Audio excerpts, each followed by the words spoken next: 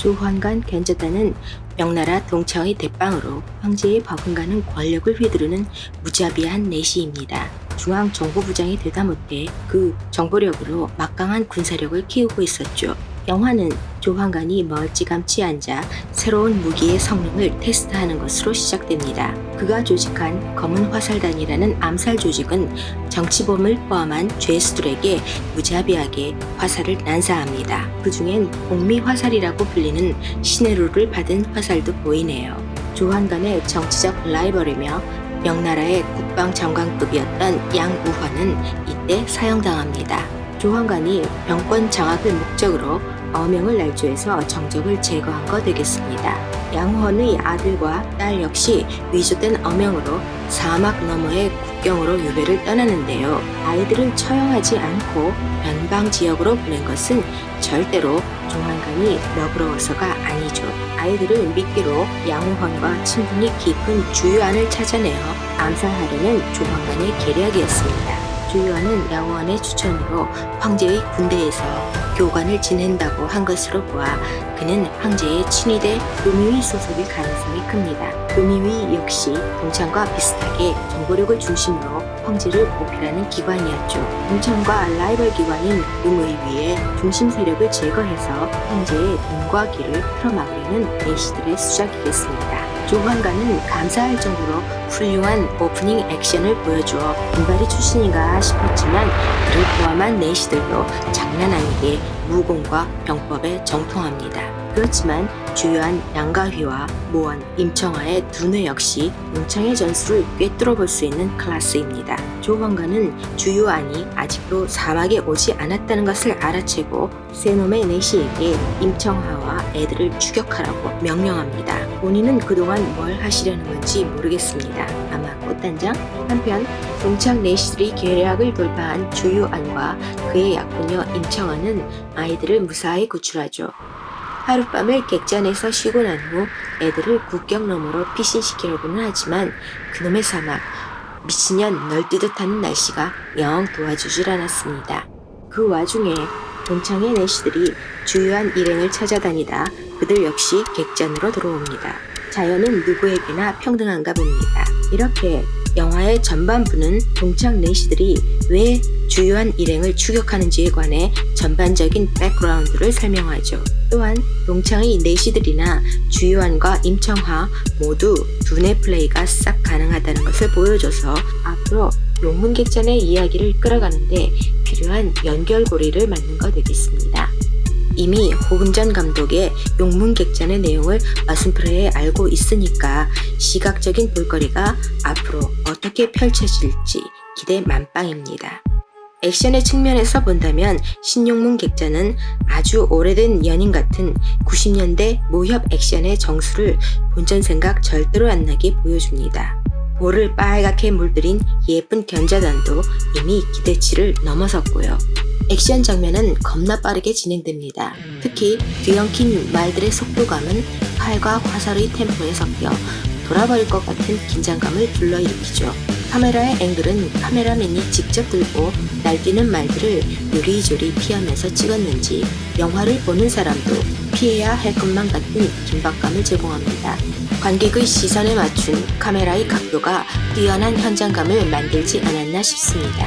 보는 관객도 고생한 전반부의 사막의 액션씬은 끝을 맺고 장소는 용문객잔으로 이동됩니다. 용문객잔 내에서 벌어지는 액션은 사막의 전투 장면과 전혀 다르게 연출됩니다. 한정된 공간에서 날아다녀야 하는 액션은 객잔 내의 의자, 탁자, 옥수수를 안 가리고 액션의 소품으로 사용됩니다. 그러다 보니 액션의 스케일은 사막의 전투씬에 비해 턱없이 작아 보이지만 배우들의 몸짓을 크게 쓰기 때문에 답답해 보이지는 않죠. 그 와중에 지붕에서 번개 맞아 죽는 재수없는 놈은 또 뭔지 모르겠습니다. 오프닝 때와 같은 영화를 보고 있는 건지 의심스러울 정도로 액션을 비롯한 모든 분위기는 변화되네요. 이제 그들은 칼을 버리고 남의 염장을 지르는 화법으로 전투를 벌입니다.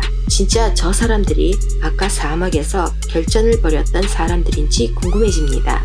동창 내시들의 속이 시커멓게 들여다보이는 연기는 그들이 양가위나 임청아의 버금가는 톱 클래스의 배우들이기에 가능했습니다. 유순, 응흔흔 그리고 젊은 넷이 5개화에 이르기까지 영화의 긴박감과 유머 코드를 더한 것은 이들의 역할이 더 컸다고 볼 수 있죠. 주유아는 오프닝 전투에는 참가하지 않았지만 임청아의 피리 소리를 따라 달밝은 밤에 용문객잔으로 찾아옵니다. 나체에 가까운 객잔 주인 장만옥이 좋았는지 아니면 노랫소리가 좋았는지 그 모습을 보고 웃어제낍니다. 장만옥은 멋진 주유안을 보고 한눈에 뻑가서 자기 남자로 만들기로 결심하죠. 그러나 한편으로는 주유안의 목에 걸린 현상금에도 눈이 삐죽삐죽 가있는 상태입니다. 이런 상황에서 동창의 내시들이 장사치를 가장해서 용문객잔에 나타나자 장만옥의 계산기는 두드리는 속도가 점점 빨라지네요. 용문객잔의 주인 장만옥은 결코 신뢰해서는 안 되는 인물입니다. 손님들을 유혹해서 돈도 갈취하고 손님을 고기만두로 만들어버리는 마녀 같은 여자이죠. 아무것도 모르고 당하는 손님들 입장에선 용문객잔은 지옥의 객잔입니다. 아무리 섹시한 장만옥이 나오고 양가위와 임청아가 멋진 장면을 연출한데도 용문객잔은 절대로 가고 싶지 않습니다. 그곳에서는 모든 대화가 이상하게 꼬일 수밖에 없습니다. 정상적인 말을 던져도 그 말을 표면 그대로 받아들였다가는 내일은 내가 만두 속이 될 겁니다. 그래서 용문객잔에서 들리는 모든 대화는 한 번 더 생각해 봐야 하고 숨은 의미를 캐치하지 못하면 바로 사망각으로 이어지는 이중의 의미로 해석될 수도 있습니다. 그들의 대화는 블랙 유머가 넘치고 칼만 안 들었지 싸우고 있는 거 맞습니다. 그들 모두는 날이 바짝 선 아가리 파이터들 되겠습니다. 등장 인물들의 대화법은 겉보기엔 비슷한 화법을 쓰는 것 같아 보이지만 인물들의 성격에 따라서 조금씩 다르게 느껴집니다. 장만옥의 경우에는 원래 말투가 특이하다고 생각해 볼 수 있습니다. 사막 지역의 날씨를 말하거나 황궁 사람들에게는 익숙하지 않은 거친 말투는 듣는 상대방으로 하여금 장만옥의 말에 꿍수가 있을 거라고 상상하게 만들죠. 근데 속임수는 없는 것 같습니다. 그녀가 원하는 것은 늘 돈이니까요. 정치 권력에는 관심이 없다는 점에서 본다면 객잔 주인 장만옥은 그만큼 순수한 사람이라고 볼 수 있겠습니다. 임청아는 동창의 내시 유순과 더불어 말장난의 귀재입니다. 임청아와 내시 유순과 나누는 대화들은 속이고 또 속아주는 척하며 목표를 달성하기 위한 고도의 전술에 가까웠죠. 저는 용문객잔에서 이 아저씨가 가장 재밌습니다. 자신의 실수가 뻔히 들여다보인다 싶으면 바로 꼬리를 내리고 당황하는 게 귀여웠거든요. 주유아는 이런 말장난을 별로 즐기지는 않는지 아님 받아치는 드립에 약한 건지 아예 판을 깨는 직접적인 대화법으로 동창의 내시들을 상대합니다. 성깔이 아주 더러워 보였다는 얘기 되겠습니다. 그렇지만 그는 절세무공을 익혔다든지 영웅놀이에 미친놈은 아니기 때문에 그 상황에 가장 효율적인 임청아의 대화 방식을 따를 수밖에 없습니다. 게다가 객잔을 탈출하려면 장만옥을 구슬려 비밀 통로를 알아내야만 하니까요. 장만옥은 양가휘와 임청아 사이에서 삼각관계를 이끌어냅니다. 양가휘와 임청아에게는 용문객잔을 탈출하기 위한 가짜 관계이겠지만 장만옥의 뱀 같은 말솜씨는 임청아를 뒤흔들어 놓습니다. 임청아는 장만옥 때문에 본능적인 질투심이 깨어나지만 이로 인해 작전을 망칠 수는 없다는 중압감과 더불어 신용문객잔에서 심리적으로 가장 고통스러운 인물이 됩니다. 그런데 장만옥이 정말 양가휘를 남자로서 원했을지 의문스럽습니다. 물론 영화의 진행상 그렇다고는 봐야겠죠. 장만옥은 처음 남장을 한 임청아를 보았을 때 눈치챘었죠. 그리고 임청아가 목욕을 하는 씬에서 서로의 옷을 벗기려는 액션씬을 연출합니다. 이미 임청아가 여자라는 것을 알아챈 장만옥이 뭐하러 확인사살까지 하려고 했겠습니까? 장만옥은 그동안 여자라곤 자기밖에 없는 사막에서 남자들에게 성적인 매력으로 우위를 점해왔습니다. 그러다가 나타난 또 다른 여자 임청아. 아마도 장만옥에게는 임청아가 자신의 영토를 위협하는 경쟁자로 보였을 것입니다. 남자를 죽여 만두 속을 만드는 야만적인 여자로 표현되었던 점을 감안한다면 장만옥은 암컷이 무리의 우두머리가 되는 하이에나 세계의 여왕쯤이었을지도 모르죠. 그러다 양가위에게 자신의 성적 매력이 통하지 않자 장만옥은 임청아를 무너뜨리려고 갖은 짓을 다합니다. 서로 다른 환경에서는 무엇이 지성인지 무엇이 야만인지 비교할 수는 없겠습니다만 문명화되지 않은 장만옥의 야성적인 매력과 지성적인 임청아의 매력 사이에서 양가휘는 야만이 아닌 지성을 택합니다. 사실 양가휘는 여자에게 흔들리지 않는 전형적인 인물이었기 때문에 관객은 충분히 영화에서 담당할 그의 역할을 예측할 수 있습니다. 그리고 조환관 견자단은 영화의 도입부와 후반부를 휘어잡는 역할이기 때문에 영화의 핵심인 용문객잔 씬에서는 나오지도 않습니다. 그래서 용문객잔 내부의 갈등은 장만옥과 임청아 그리고 동창의 내시들이 이끌어가게 되죠. 이들의 상황은 매우 빠르게 변화하고 아쉽게도 그 상황과 액션이 인물 개개인의 심리 묘사를 압도해버립니다. 신용문객잔의 가장 아쉬운 점이 여기에 있다고 보는데요. 신용문객잔 하면 대부분 제작자 서극만이 언급되지만 이혜민 감독의 작품의 관점에서 볼 수도 있습니다. 대만 출신의 이혜민 감독은 무협 드라마 팬이라면 다들 아시겠지만 무수히 많은 영화와 드라마를 제작했습니다. 이 중 눈여겨볼 이혜민 감독의 작품은 같은 제목의 대만 드라마 신용문객잔입니다. 92년에 서극과 함께 영화 신용문객잔을 감독하고 4년 후에 자신만의 드라마 신용문객잔을 만들었던 까닭은 이혜민이 영화 신용문객잔에 아쉬움이 있었다는 걸까요? 저는 그렇다고 생각합니다. 그가 만든 신용문객잔은 영화보다 등장인물 하나하나의 묘사가 뛰어납니다. 특히나 동창 내시들의 묘사가 아주 매혹적입니다. 그로 인해 용문객잔이라는 장소에 대한 의미가 결과적으로 크게 다르게 표현됩니다. 사막은 사람이 바꿀 수 없는 자연이지만 객잔은 사람 하기에 달려있다는 의미로 보입니다. 용문객잔 안에는 3개의 그룹이 모여 있습니다. 동창의 내시들, 주유안의 동료들, 그리고 객잔의 사람들. 이들은 서로 상대방이 누구인지 금방 다 파악합니다. 하지만 그들은 게임을 시작합니다. 그들이 벌이는 대화들은 하도 심오해서 국회의원들이 용문객잔에 다 모여 있는 건 아닌지 의심스럽습니다.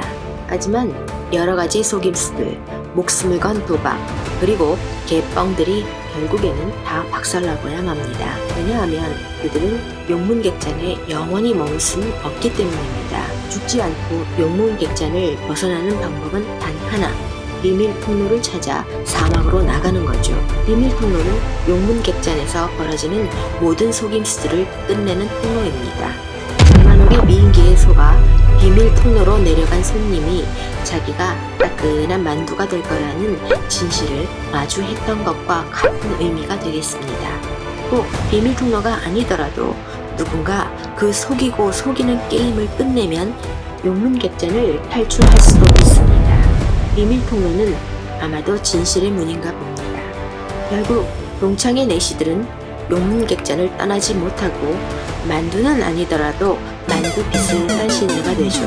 그리고 영화는 클라이막스를 향해 다시 사막의 폭풍우 속으로 나아갑니다. 모래바람은 등장인물 모두에게 악조건입니다.